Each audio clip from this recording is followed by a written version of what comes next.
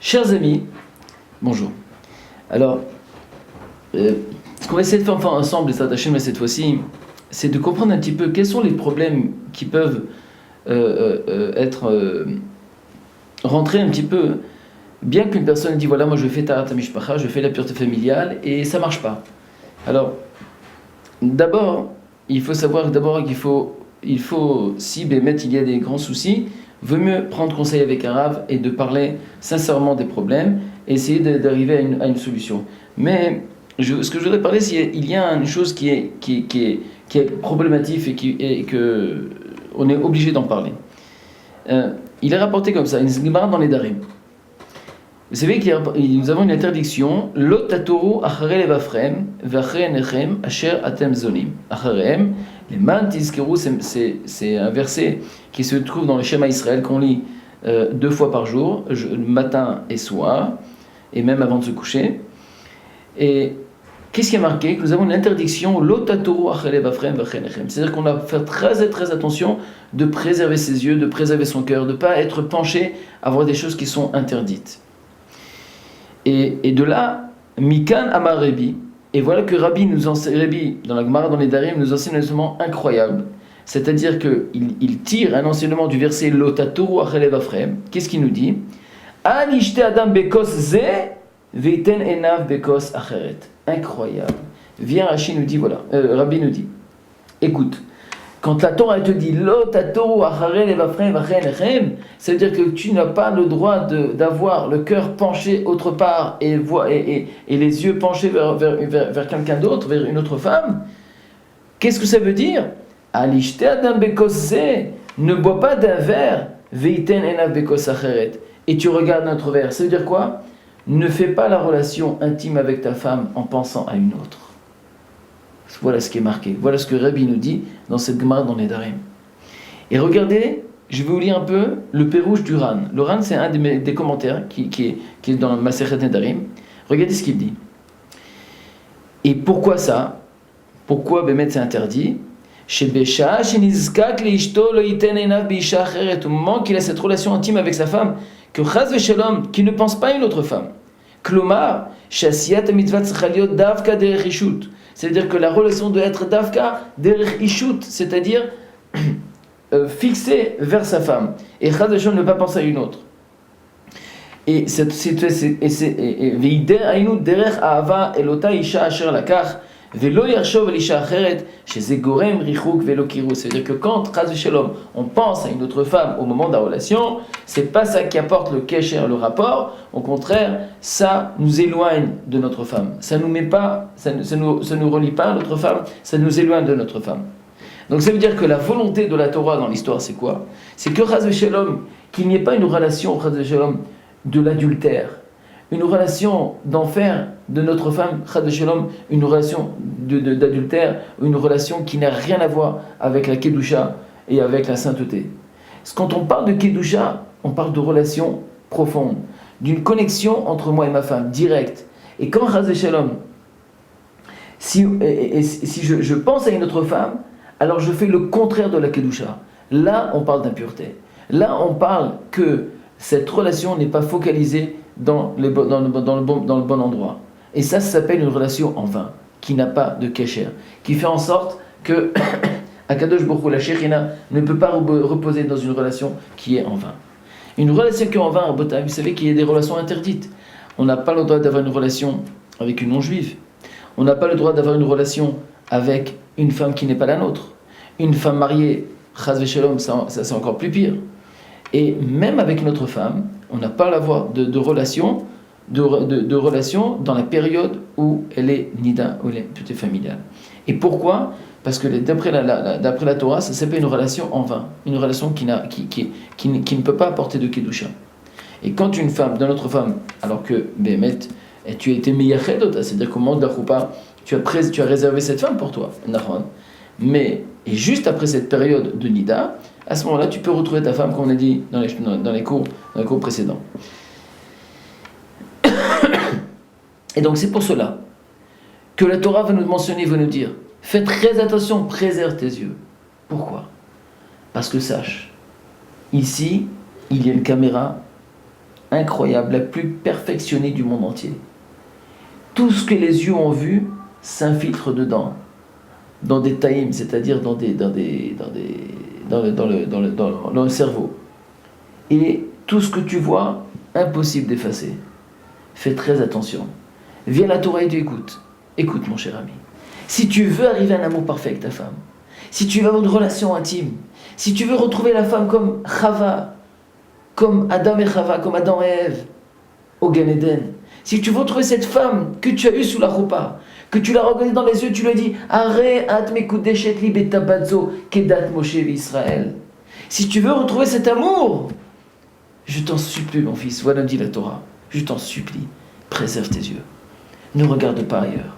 Ne regarde pas des choses qui sont interdites. Parce que Chaz Shalom, toutes ces photos-là vont pénétrer au fin fond de ton cœur. Et donc, ils vont toujours être devant toi quand tu vas être avec ta femme.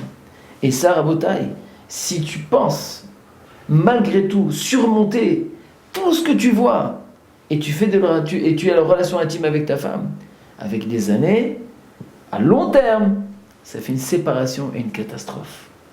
Et Rabotai, je vous assure avec l'expérience que j'ai, la majorité des problèmes, tous les Gdolei Israël, de quoi écrit, on crie sur des choses qui sont interdites. Il ne faut pas rentrer, faire très attention que de s'isoler avec Internet. Oui, c'est la vérité. C'est vrai que vous voyez sur le cours allemand, vous voyez avec Internet. C'est vrai qu'il y a des bonnes choses sur Internet.